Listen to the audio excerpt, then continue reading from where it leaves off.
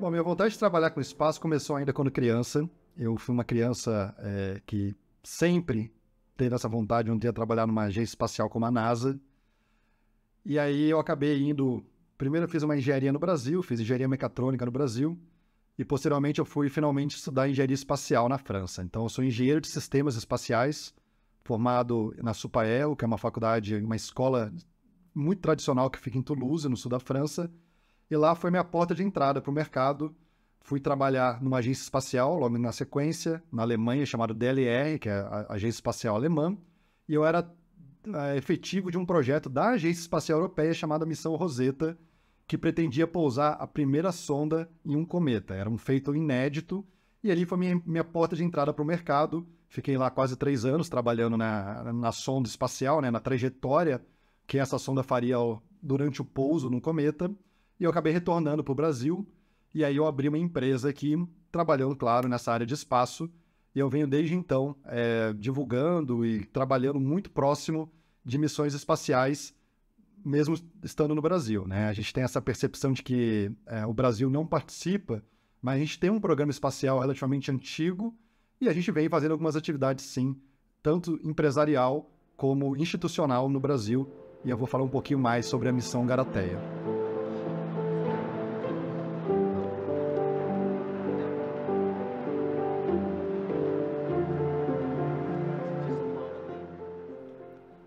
Eu fui uma criança que cresci na década de 80, era uma década recheada de sessão da tarde, cheio de filmes pipoca com temas espaciais, né? Começando ali com Star Wars, Star Trek, mas também outros filmes de baixo orçamento que passava quase toda a tarde aí durante a semana. E eu vivia assistindo esses filmes, e isso me gerava uma curiosidade muito grande sobre o universo, sobre as tecnologias que iam embarcar no universo.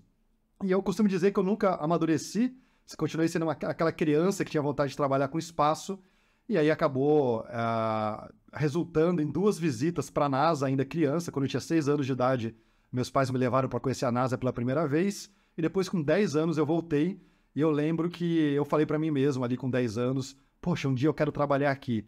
E aquilo lá nunca passou, eu sempre tive essa vontade. Hoje faço projetos aí que têm parceria com a NASA, que trabalha com estruturas que a NASA oferece. Já trabalhei em projetos europeus, já trabalhei em projetos ligados à agência espacial japonesa. Então acaba que eu consegui realizar esse sonho de infância, e eu costumo dizer que eu sou muito privilegiado por ter tido chance de ir tão longe numa área que é uma área tão restrita no Brasil.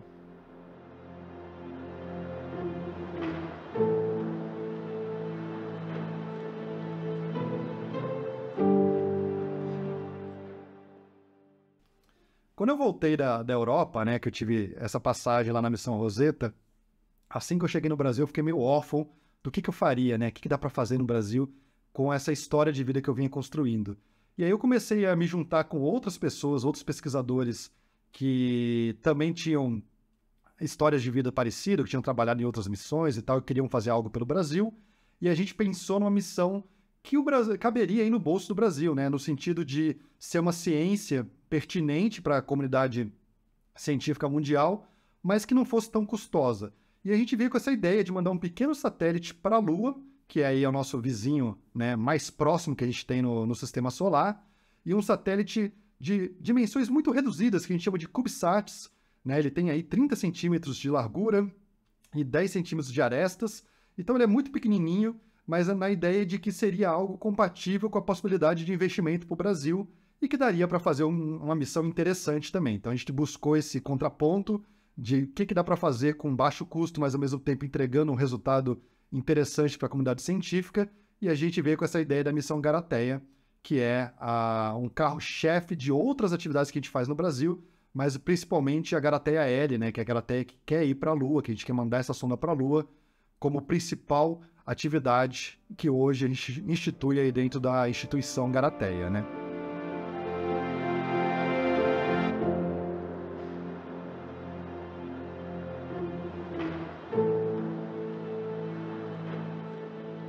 Bom, quando a gente veio com essa ideia de uma missão lunar, e a gente anunciou isso na mídia, acabou saindo em bastante veículo de comunicação, seja televisivo, rádio, revistas, jornais, e isso gerou na gente esse efeito de que, poxa, eu acho que a gente pode aproveitar essa inércia, né, que a Garateia está gerando, que o tema de fazer alguma coisa ligada à Lua está gerando, para impactar outras frentes no Brasil.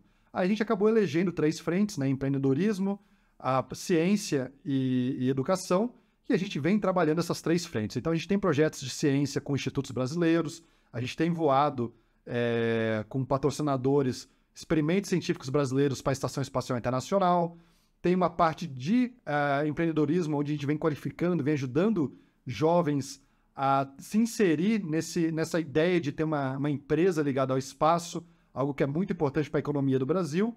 E, por último, a gente vem trabalhando também na parte educacional, junto a crianças. A gente já teve 10 mil crianças participando de projetos aí do Instituto Garateia, mandando experimentos para o espaço de verdade. Então, a gente faz projetos com escolas e, uma vez por ano, escolhe uma escola, né, que propôs ali o experimento mais interessante para ir lá para a Estação Espacial Internacional, onde um astronauta faz o experimento de um jovem brasileiro na estação e depois a gente retorna esse experimento e aí a escola faz ali um teste para entender o que aconteceu com aqueles experimentos. Esses experimentos variam de ano a ano, cada escola propõe o que quer fazer no espaço, então aí não é nem o céu que é o limite, o universo é o limite, e elas pensam seus próprios experimentos científicos e a gente acaba elegendo um por ano aí para ir para o espaço, e é um projeto que a gente faz sob a tutela da Garateia, que é um motivo de muito orgulho para a gente também.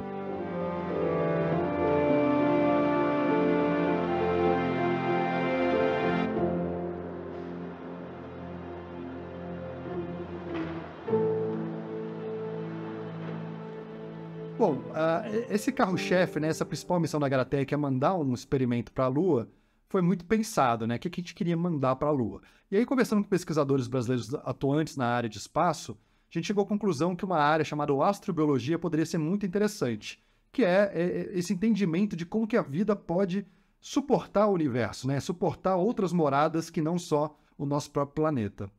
E aí a gente elegeu uma colônia de bactérias chamada extremófilas. São bactérias que são coletadas em ambientes extremos da Terra, seja em grandes profundidades oceânicas, sejam na beira de vulcões, seja no continente antártico, em desertos. A gente está interessado em saber aonde que as bactérias conseguem sobreviver nos ambientes mais hostis e extremos do planeta. E aí, pegando essas mesmas bactérias, a gente quer mandar elas para o espaço e aí entender se elas têm capacidade também de suportar um ambiente também muito hostil, que é o ambiente espacial, principalmente aí na órbita da Lua. Uma vez que a gente entende quais são os mecanismos biológicos que elas se utilizam para conseguir sobreviver nesses ambientes tão extremos, a gente começa a ter pistas de como que a gente consegue modificar outros agentes biológicos para também sobreviverem em ambientes extremos. Então a gente está pensando, por exemplo, como usar essas características biológicas para melhorar plantio, para conseguir plantar na Lua, mas também pensando em como que pode plantar em desertos na Terra, melhorar, por exemplo, próprios outros sistemas biológicos mais complexos, até mesmo a vida humana, como que a gente poderia alterar alguma coisa aqui para melhorar essa habitabilidade, né, de imaginar seres humanos vivendo em Marte, vivendo na Lua. Então, tudo isso a gente faz nesse pontapé inicial através de uma colônia de bactérias que já são fortes o suficientes para a gente acreditar que elas conseguem também viver ao redor da Lua. E uma vez que elas consigam, a gente vai lá estudar quais são as características biológicas que fazem elas suportar esses ambientes tão extremos. Então, a Garateia, o próprio nome da missão do Tupi-Guarani, Busca Vidas, vem nesse conceito da gente entender melhor como que a vida pode sobreviver em outros locais do universo, baseado em agentes biológicos que a gente já conhece e que são muito resilientes.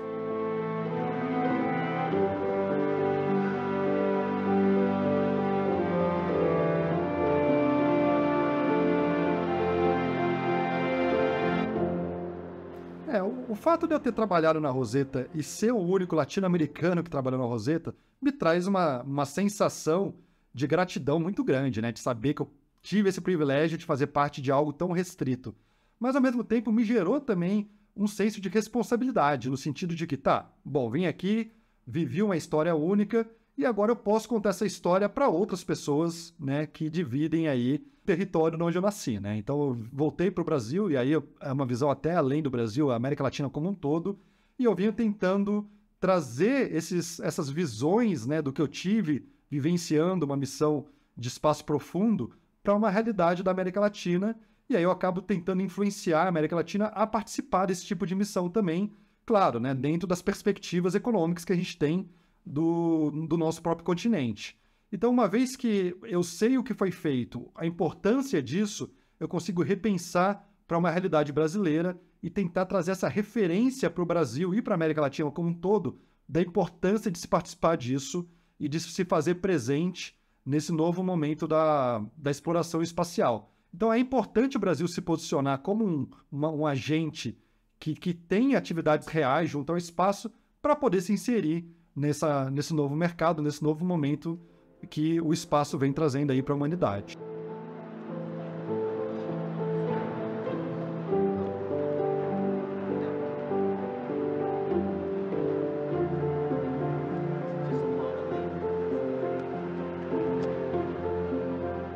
Bom, a economia espacial ela vem divergindo do que a gente conhecia historicamente. Desde a década de 40, 50, as entidades governamentais sempre ditaram qual era o caminho da economia espacial, e a gente está vendo agora essa migração para atividades empresariais, privadas, né? O que acontece é que, assim, empresas sempre participaram da economia espacial, só que antes elas recebiam encomendas do governo. O governo falava, olha, eu preciso disso, dessa tecnologia, desse módulo, desse motor de foguete, e elas iam lá e construíam. A diferença agora é que você tem cada vez mais oportunidades novas de lançamentos para o espaço, com preços cada vez mais baratos, e esses preços vêm viabilizando que as empresas consigam pensar em modelos de negócio sem depender do governo, né? O que é uma transição muito importante para tornar o espaço economicamente sustentável. Então a gente está vivendo esse momento que a gente chama de New Space, né? Um novo espaço, e aí, é claro, a gente quer colocar o Brasil para poder participar disso, até porque a gente está visualizando uma quantidade infinita de recursos que você pode coletar no espaço, seja recursos minerais, nos asteroides, recursos energéticos. Tem um monte de coisa que a gente quer ir lá no espaço coletar, e aí essas empresas vão poder ter acesso a isso em determinado momento, assim que começarem a desenvolver tecnologia para isso. E aí o ponto é, empresas vão acessar nos locais que forem desenvolvidas, né?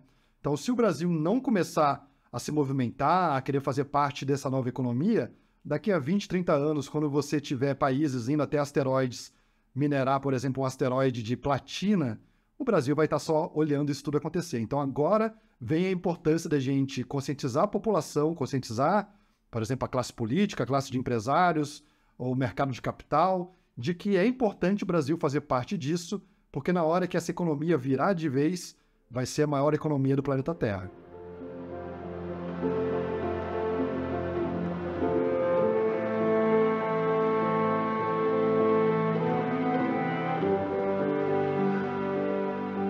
Essa pergunta é interessante porque hoje a gente já tem o uso da tecnologia espacial de maneira muito plena no planeta, né? Então, quando você dirige teu carro e aí você está usando ali um aplicativo para guiar o carro, a gente está usando o sistema GPS, que é um sistema que está localizado no espaço, né? São satélites que estão transmitindo as coordenadas. Quando você olha no teu celular e vê a previsão do tempo, parte dessa previsão é feita por satélites que estão ali tirando fotos, que tem satélites que estão emitindo ondas de radar e que são capazes de fazer previsão climática. Você tem, por exemplo, processos logísticos, agricultura, a própria mineração, fazendo uso de imagens que estão sendo geradas no espaço. Você tem telecomunicações sendo geradas no espaço, internet sendo gerada no espaço. Então, hoje, já tem uma inclusão muito grande dessas tecnologias espaciais no nosso cotidiano. Só que isso vai começar a misturar cada vez mais. A gente vai ver atividades inteiras saindo do nosso planeta indo serem feitas no espaço. Eu estou falando de manufatura, indústrias espaciais. E aí vai ter um ponto onde não vai ter uma separação mais clara do que é uma atividade apenas da Terra ou uma atividade espacial. Então, a gente está vivendo essa grande revolução. É importante, de novo, né, que o Brasil faça parte dessa grande revolução para que se posicione nessa nova economia.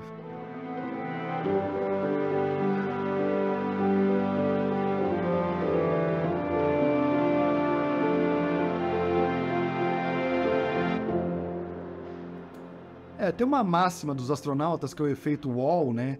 De quando o astronauta sai da Terra, ele olha para a Terra e ele fala, nossa, eu nessas perspectivas aqui, eu consigo imaginar, consigo sentir a importância que tem o nosso planeta para a nossa vida, né? Então, o planeta que é essa bola que gira e que está navegando aí nos mares cósmicos e conseguiu criar uma diversidade tão grande de vida, né? É uma coisa incrível. E aí quando você tem essa visão de fora para aquele globo, onde toda a vida está contida naquele globo, isso traz um senso de responsabilidade também muito grande, né? A responsabilidade que a gente tem que ter com o nosso próprio planeta, de cuidar do nosso próprio planeta, mas a partir do momento que a gente está indo além do próprio planeta, começa a trazer uma responsabilidade também de qual que é a nossa importância perante o universo, né? Olhando pelo viés, pelo olhar da ciência, a gente não tem nenhum tipo de comprovação científica que prove que existe vida além do planeta Terra. Muito provavelmente existe, a gente acredita que um dia vai achar, mas por hora ainda estamos pesquisando. E aí o ponto é, estamos sozinhos ou estamos num universo cheio de vida? E aí, tendo essa percepção e indo além do nosso próprio planeta, como que a gente vai se portar perante um universo tão grandioso, né? Qual que é o nosso lugar nesse universo? Então, eu acho que olhar de fora, né, traz para a gente essa percepção maior de qual que é a nossa posição perante o cosmos.